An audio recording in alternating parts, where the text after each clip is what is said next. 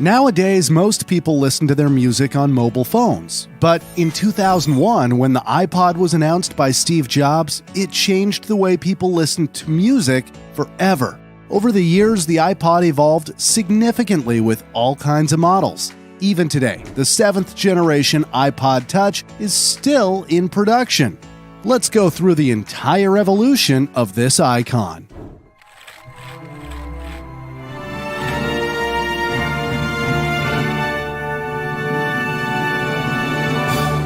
This is the evolution of the iPod. Before the iPod, the only device that came close was the Sony Walkman. The Walkman was very limited due to its size and use of cassettes. On October 23, 2001, the first iPod was released, the iPod Classic. The design of the iPod Classic was entirely different from what the world had ever seen before. It was beautiful, easy to use, and truly portable. It was designed to do one thing and one thing only: play music. And it did it really well. In fact, it started a new wave of MP3 players becoming popular. One of the unique selling points of the iPod was its storage capacity. It was marketed with the slogan, 1,000 songs in your pocket. This amazing little device holds 1,000 songs, and it goes right in my pocket.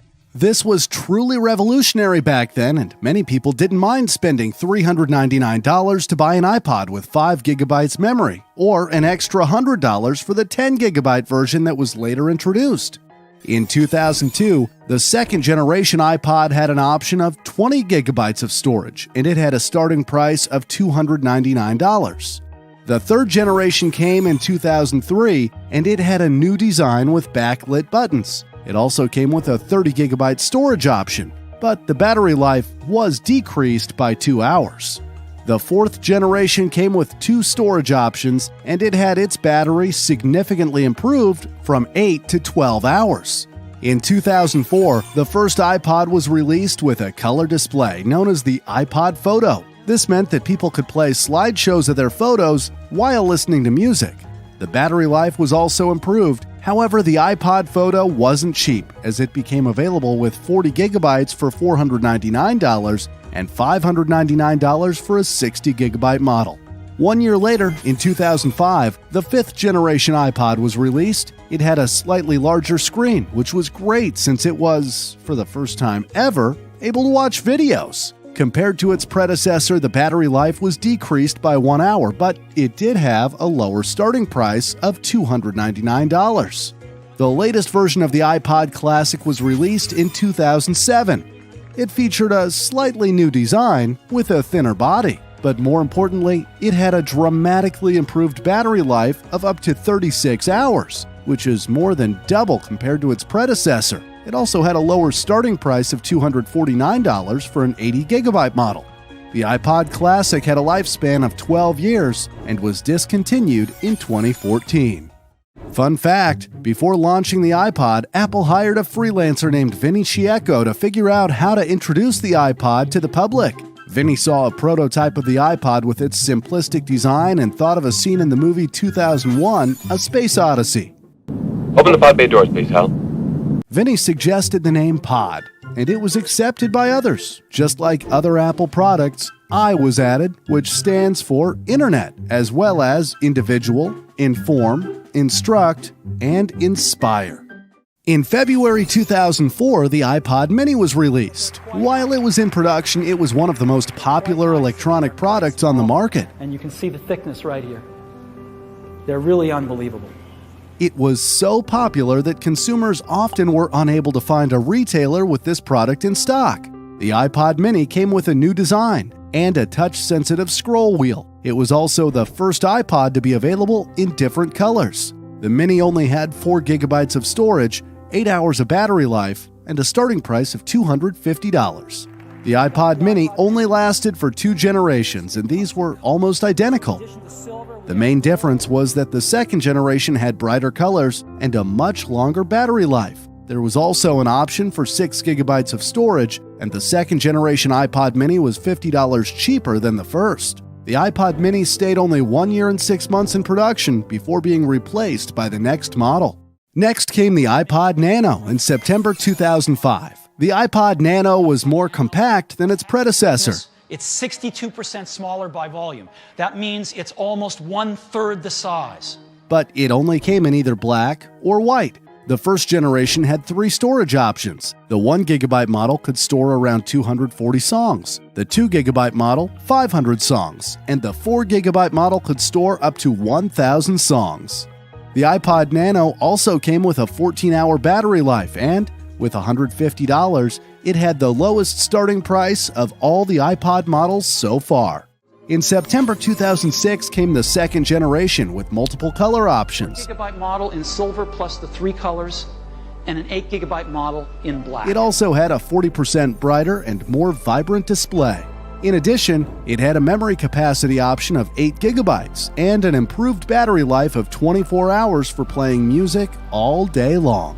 In 2006, Apple announced a special edition of the iPod Nano, Product Red. It had a red exterior, and for every model sold, Apple donated $10 to the Product Red initiative, which supports people for global health emergencies like AIDS and COVID.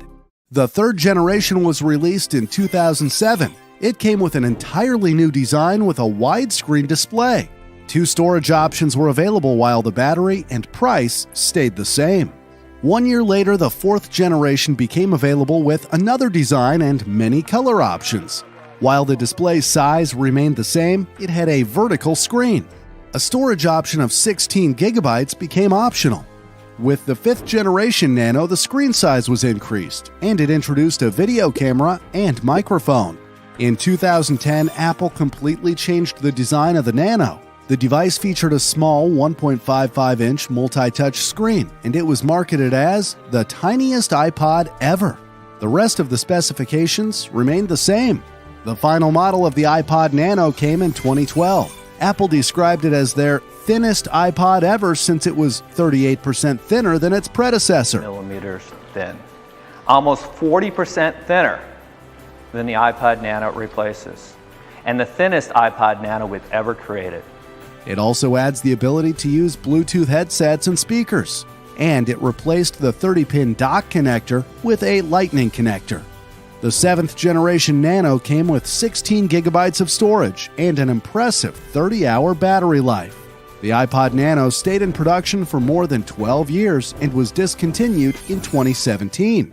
Fun fact: the 6th generation iPod Nano featured just a screen. This allowed accessory makers to produce watch bands, so it could be worn as a watch, basically making it the predecessor of the Apple Watch. Just when you thought iPods couldn't get any smaller, Apple announced the iPod Shuffle in 2005. And it is so great to use. According to Apple, most owners of iPod models often left their music selection on shuffle, meaning they enjoyed their songs in a random order. On the back of the iPod Shuffle, there were 3 options: shuffle mode on or off and repeat. The iPod Shuffle came with a USB connector to download songs from the computer. Since it had no display, a shorter battery life, and less storage, the iPod Shuffle was sold for just $100. Next came an even smaller model with the 2nd generation Shuffle. A fraction of the size of the first generation. All right, it's a fraction of the size. As a matter of fact, I'm going to have to make it bigger so you can see it here. Now, it came in multiple colors, and Apple claimed it was the world's smallest MP3 player. It had 1 GB of storage and was sold for $80. In 2009 came a very strange iPod Shuffle model. It didn't have volume or track buttons on the device itself. Instead, it used the buttons on the iPod earbuds. This meant that with other headphones, the volume couldn't be controlled. It had a battery life of 10 hours, 2 storage options, and it had a starting price of just $60. The latest generation iPod Shuffle was introduced in 2010. Compared to the 2nd generation model, it had a larger control pad. The battery life was improved, and it had a starting price of $50, making it the cheapest iPod so far. Just like the iPod Nano, the iPod Shuffle stayed in production until 2017. The last and only model of the iPod that is still available right now is the iPod Touch. It was entirely different than any other iPod model. It was released in September 2007 and had a similar design of the iPhone that Apple released a few months before. Just like the iPhone, the iPod Touch came with a 3.5-inch touchscreen display with various apps. This allowed people to browse the web, watch YouTube videos, use a calculator, play games, and do all kinds of other things that weren't possible on an iPod before. The first generation had two storage options of 8 and 16 gigabytes, a 22-hour music playback battery life, and a starting price of $300. The second generation came with a new design and featured volume buttons. We've integrated volume controls into the side. We think that's going to make a lot of people a little happier. There was also a 32-gigabyte storage option available, and the battery life was significantly improved while it came at a lower starting price. In 2009 came the third generation iPod Touch. It came at a higher starting price, but it did have more storage.